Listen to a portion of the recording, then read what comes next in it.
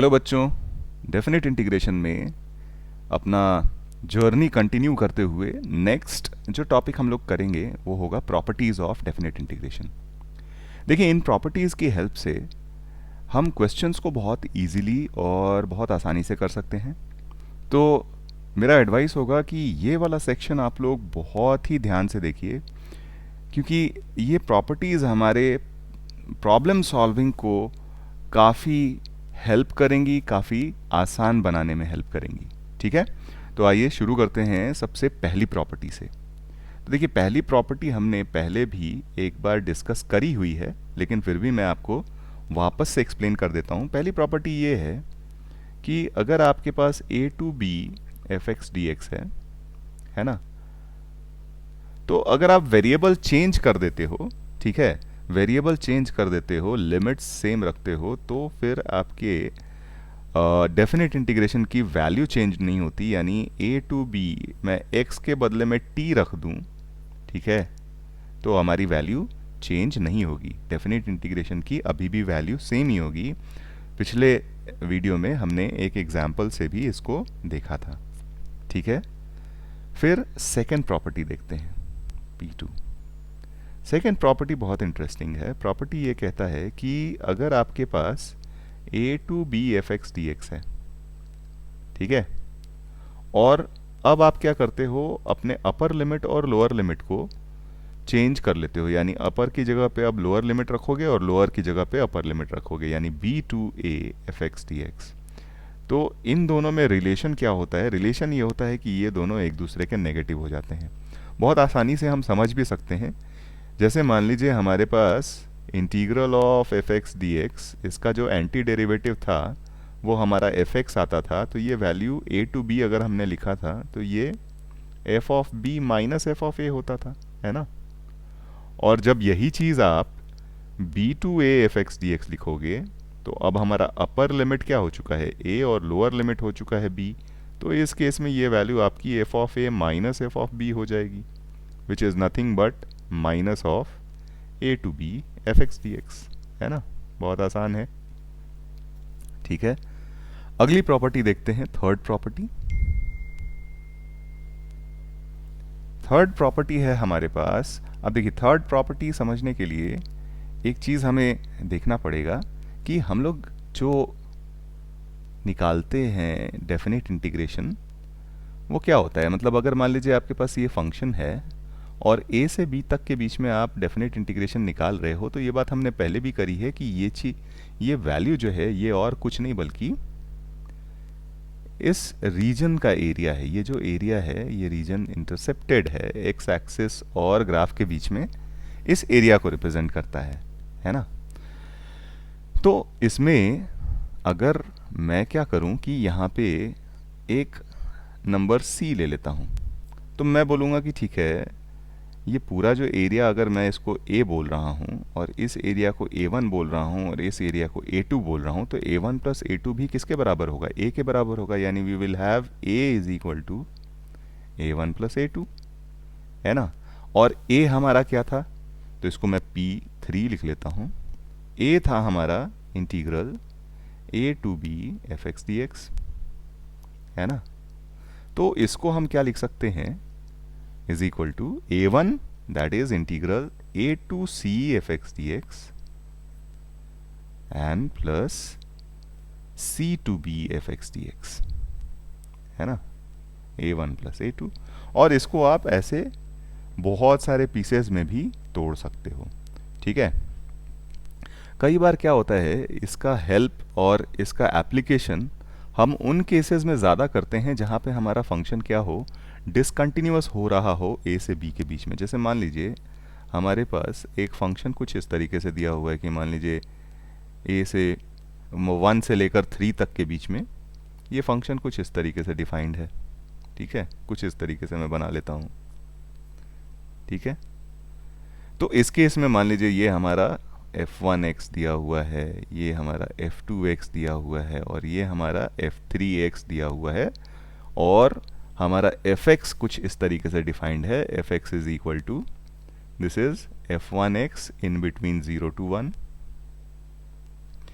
ये हो जा रहा है हमारा f2x इन बिटवीन 1 to 2, और ये हो जा रहा है हमारा f3x इन बिटवीन 2 से 3। ठीक है, ये कुछ इस तरीके से डिफाइंड है। और अब अगर हमें पूछा जाए कि integral a to b fx dx, यानी इंटीग्रल 0 to 3, इस केस में ये नंबर 1, ये नंबर 2, ये नंबर 3 दिया हुआ है, तो 0 to 3 fx dx क्या होगा? तो इसको हम क्या कर सकते हैं, इस तरीके से लिख सकते हैं, 0 से 1 में हमारा fx का डेफिनेशन f1x था, फिर 1 से 2 में डेफिनेशन f2x था, और 2 से 3 में हमारा डेफिनेशन f3x था।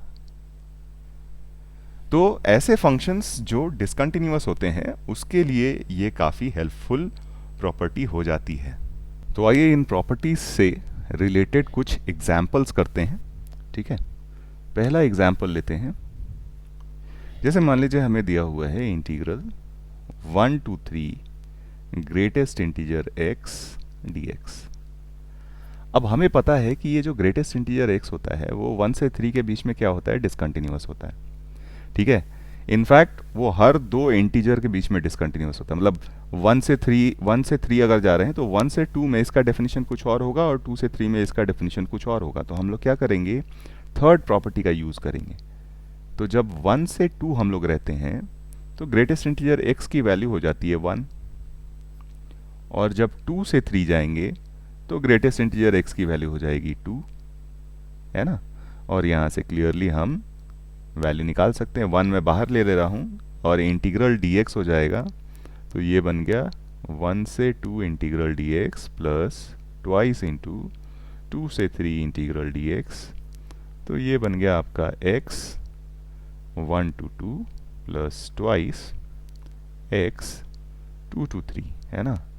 तो ये बन गया आपके पास 2 minus 1 प्लस ट्वाइस 3 minus 2, यानी फाइनली हमारा आंसर हो जाएगा 1 प्लस 2 दैट इज 3।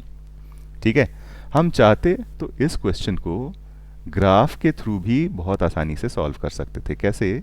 तो जैसे ग्रेटेस्ट इंटीजर x का ग्राफ तो हमें पता है ना। ग्रेटेस्ट इंटीजर x का ग्राफ कुछ इस तरीके से होता है, 0 से 1 के बीच में 0 होता है, 1 से 2 के बीच में 1 होता है, और 2 से 3 के बीच में 2 होता है। ये कुछ इस तरीके का होता है। और हमें निकालना है इंटीग्रल 1 to 3, यानी कहने का मतलब कि जो चीज़ हम ढूंढ रहे हैं वो और कुछ नहीं बल्कि ये वाला एरिया ढूंढ रहे हैं, है ना। ये वाला एरिया ढूंढ रहे हैं, और ये एरिया तो बहुत आसानी से हम निकाल सकते हैं, क्योंकि ये आपका 1 यूनिट है, ये 1 यूनिट है, तो इसका एरिया हो गया 1। ये आपका 2 यूनिट है और ये 1 यूनिट है, तो इसका एरिया हो गया 2। और हमने पढ़ा था कि डेफिनेट इंटीग्रेशन जो होता है वो अलजेब्रिक सम ऑफ एरियाज होता है, तो यहाँ से क्लियरली हम अलजेब्रिक सम ऑफ एरियाज देख सकते हैं। ठीक है, फाइनल एरिया हमारा कितना हो जाएगा, 3 यूनिट्स, और यही यहाँ से भी आंसर आया है।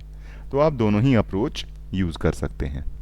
ठीक है, आइए अगला एग्जाम्पल देखते हैं। एग्जाम्पल है हमारे पास integral 0 to 5 mod of x minus 2 dx। तो इंटीग्रेशन निकालने से पहले हम मॉड ऑफ, सिंस हमें पता है कि मॉड के अलग अलग डेफिनेशंस होते हैं, तो मॉड ऑफ x माइनस 2 को अगर हम डिफाइन करेंगे तो दो डेफिनेशंस आएंगे। एक बार जब x की वैल्यू 2 से छोटी है तो उस केस में इसका डेफिनेशन हो जाएगा 2 माइनस एक्स, और एक बार जब x की वैल्यू 2 से बड़ी है तो इसका डेफिनेशन हो जाएगा x माइनस 2।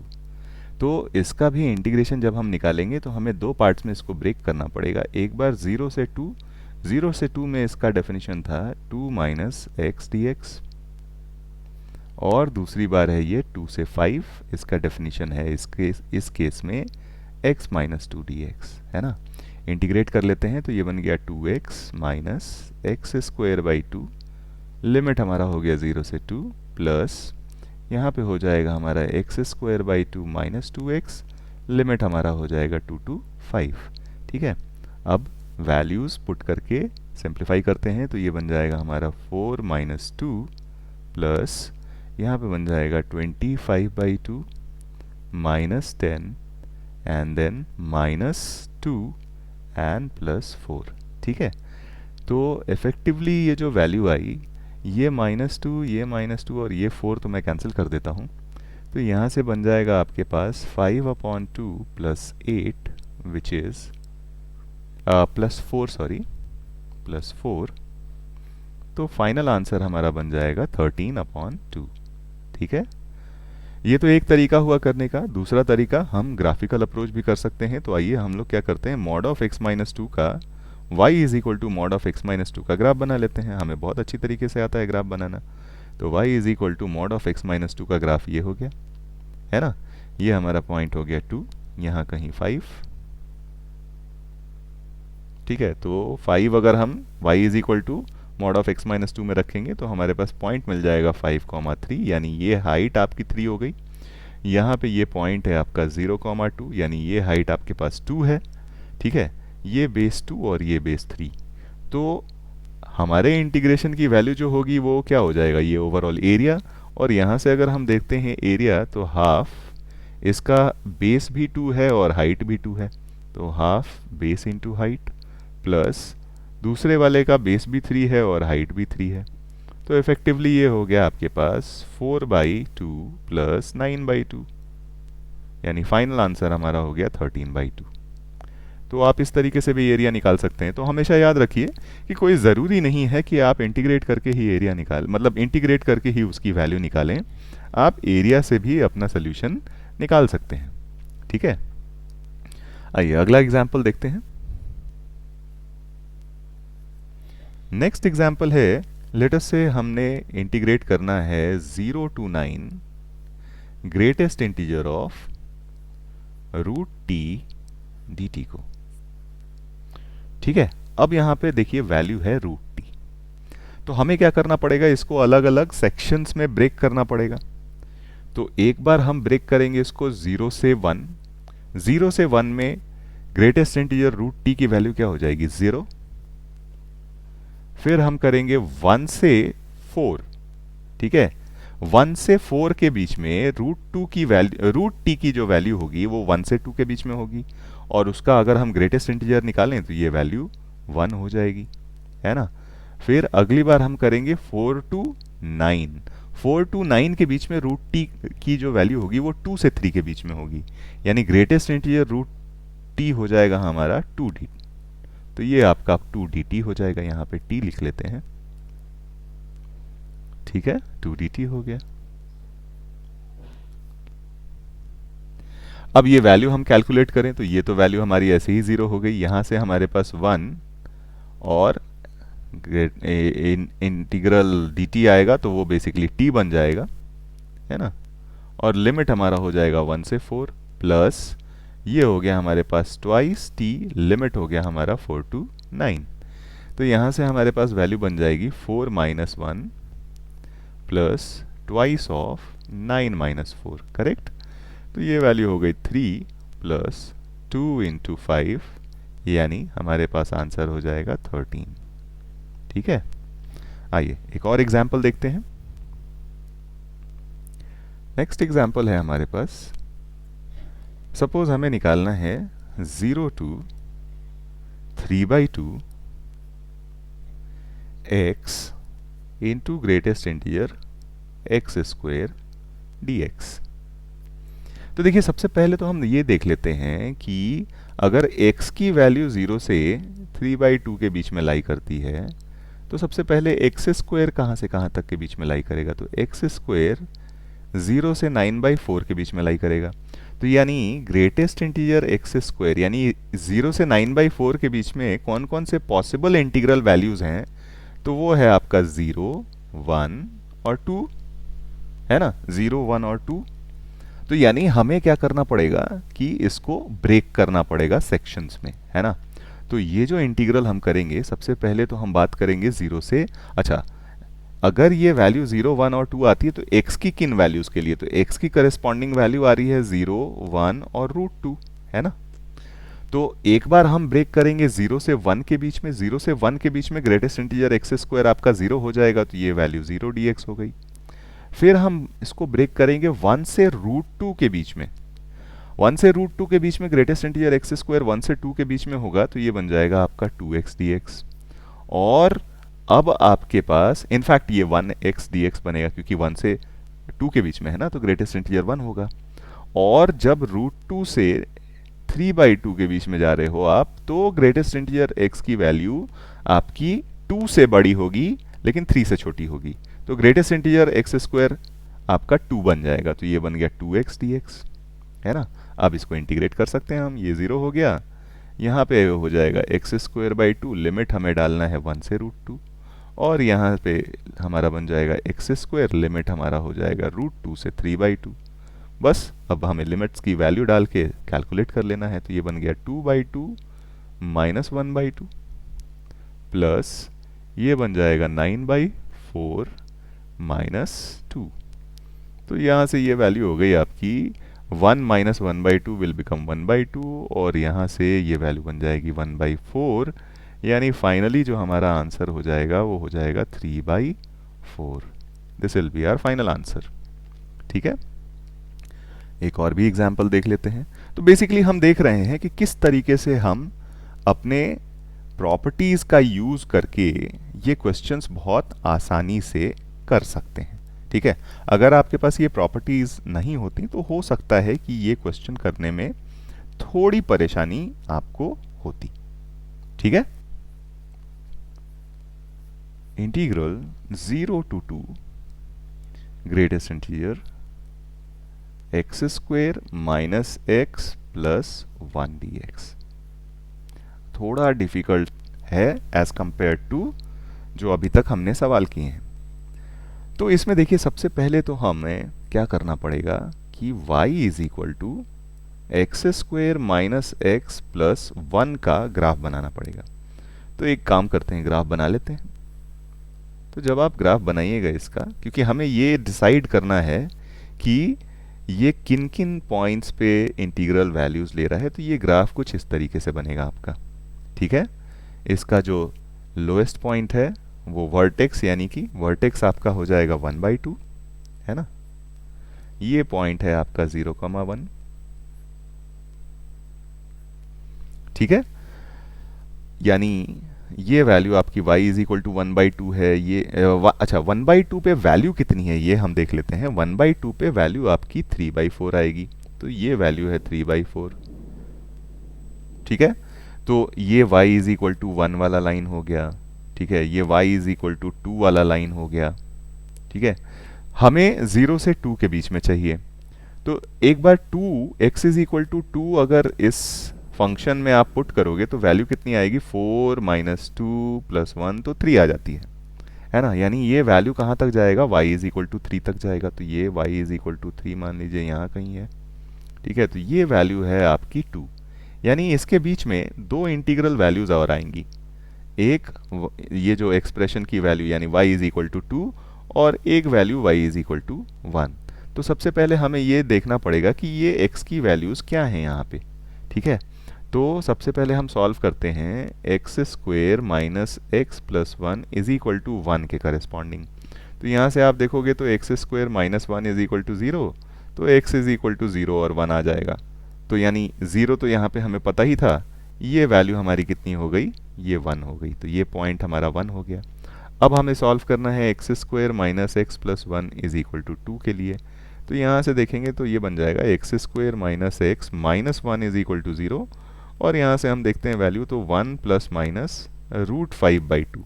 तो देखिए 1 माइनस √5/2 तो नहीं, क्योंकि हम 1 से बड़ी वैल्यू देख रहे हैं। तो ये वैल्यू हो जाएगी 1 प्लस √5/2, और ये वैल्यू 2 है ही।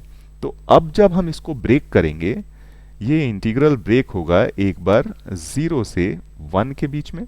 तो 0 से 1 के बीच में ये देखिए ओवरऑल फंक्शन आपका ये 0 मतलब 3/4 से 1 के बीच में लाई करता है। तो यानी इसका ग्रेटेस्ट इंटीग्रल वैल्यू हो जाएगा 0। फिर हम करेंगे 1 से 1 प्लस √5/2 के बीच में। तो इस केस में हमारे पास जो फंक्शन है वो 1 से 2 के बीच की वैल्यू ले रहा है, तो ग्रेटेस्ट इंटीग्रल वैल्यू कितनी हो जाएगी, 1 हो जाएगी। और फिर अगली बार हम लेंगे 1 प्लस √5/2 से लेकर 2 तक के बीच में, यानी इस वाले रीजन की हम बात कर रहे हैं। तो फंक्शन की वैल्यू 2 से 3 के बीच में लाई कर रही है, तो ग्रेटेस्ट इंटीजर कितना हो जाएगा, 2 हो जाएगा। ठीक है, अब हम इंटीग्रेट करते हैं इसको, तो ये तो वैल्यू 0 ही हो गई, ये हो गया x, लिमिट है हमारा 1 से 1 प्लस रूट 5/2, और यहाँ पे हमारे पास ट्वाइस ऑफ x, लिमिट है हमारा 1 प्लस रूट 5/2 से 2 तक, है ना। तो ये वैल्यूज़ अब हम निकाल लेते हैं, तो यहाँ पे आपके पास वैल्यू होगी 1 प्लस रूट 5/2 माइनस 1, एंड यहाँ पे हो जाएगा twice of 2 minus 1 plus root 5/2, ठीक है। सिंप्लीफाई कर लेते हैं, तो यहाँ से ये वैल्यू हो जाएगी आपकी रूट 5 माइनस 1/2, ठीक है। और यहाँ से ये वैल्यू हो जाएगी 3, ये 2 और 2 कैंसिल आउट कर देते हैं डिनोमिनेटर का, तो ये 3 माइनस रूट 5 बन जाएगा, ठीक है। तो फाइनली हम जब वैल्यू लिखें तो ये हो जाएगा 5 and minus root 5/2, 5 minus root 5/2 will be our final answer, ठीक है। तो एक और एग्जाम्पल देखते हैं बच्चों।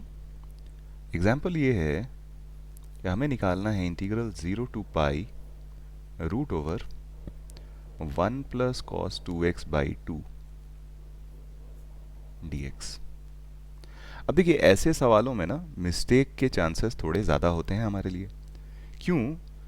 देखिए एक बच्चा हो सकता है इस सवाल को इस तरीके से करे, 0 से pi root over 1 plus cos 2x हमारे पास हो जाता है 2 कॉस स्क्वायर एक्स, तो ये बन जाएगा 2 cos square x upon 2 cancel हो गया, root over cos square x हमारे पास बन जाएगा 0 से पाई कॉस एक्स dx।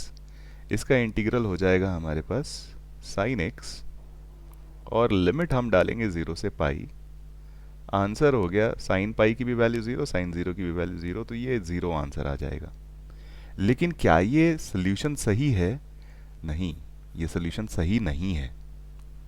इसमें मिस्टेक कहाँ हुई ये देखिए। मिस्टेक एक्चुअली इस स्टेप में हुई कि सबसे पहला स्टेप तो हमने बिल्कुल सही किया कि 0 से पाई ये बन जाएगा root over 2 cos square x upon 2 dx, है ना।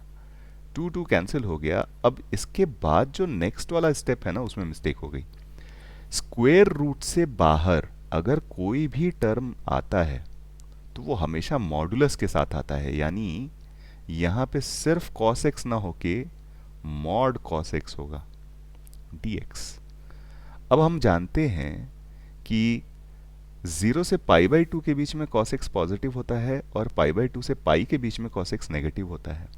तो इसको हमें दो पार्ट्स में ब्रेक करना पड़ेगा, एक 0 से पाई/2 cos x dx और दूसरा पाई/2 से पाई, तो नेगेटिव है तो माइनस cos x dx हो जाएगा, है ना। अब हम इंटीग्रेट करेंगे तो ये बन जाएगा साइन x, लिमिट हम डालेंगे 0 से पाई/2 प्लस, फिर ये दूसरा इंटीग्रेशन हो जाएगा हमारे पास माइनस साइन x, और लिमिट हम डालेंगे पाई/2 से पाई, ठीक है। तो यानी ये वैल्यू हो गई 1 माइनस 0 प्लस यहाँ से minus 0 minus of -1 that is +1। तो फाइनली हमारा जो सही आंसर होगा वो 2 होगा, ना कि 0। तो ये बात आप हमेशा ध्यान में रखिए कि जब भी हमारे पास स्क्वायर रूट से बाहर अगर कोई भी फंक्शन है, लेट अस से f स्क्वायर एक्स, अगर स्क्वायर रूट से हम बाहर निकालते हैं तो ये हमेशा मॉड ऑफ f(x) बाहर निकलता है, ना कि सिर्फ f(x), ठीक है।